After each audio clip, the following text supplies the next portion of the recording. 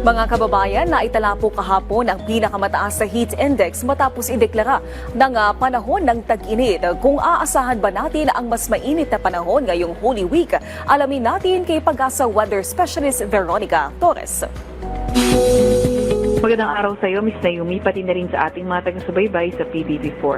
Ngayong araw, asahan nga natin na easterlies ang nakaka-apekto sa bansa, kaya asahan natin sa Metro Manila at nalalabing bahagi ng ating bansa. Partly cloudy to cloudy skies at may mga tsansa ng mga localized thunderstorms, lalo na tuwing hapon at gabi. Para naman sa lagay ng ating karagatan, wala pa rin tayong nakataas na gale warning sa kahit anong dagat baybayin ng ating bansa at walang namomonitor na low pressure area or bagyo sa loob or malapit sa ating Philippine Area of Responsibility.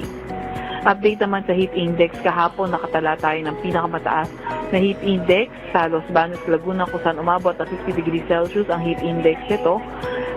Today, forecast natin ay posibleng umabot rin ng 50 degrees Celsius sa Los Baños, Laguna.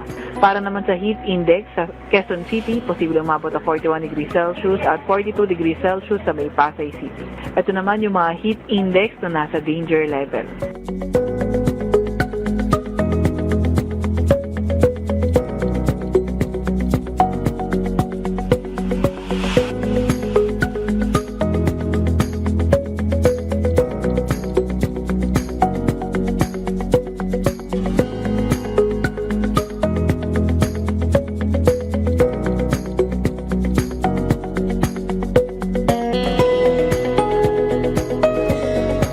At inaasahan naman natin sa ngayong Holy Week, lagay ng panahon ay patuloy pa rin ang fair weather conditions, mainit at malinsangan tuwing umaga hanggang tanghali.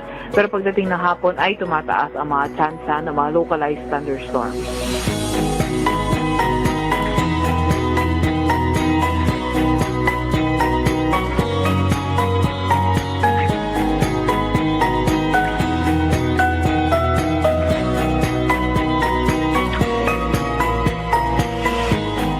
At ito naman ang update sa ating mga dam.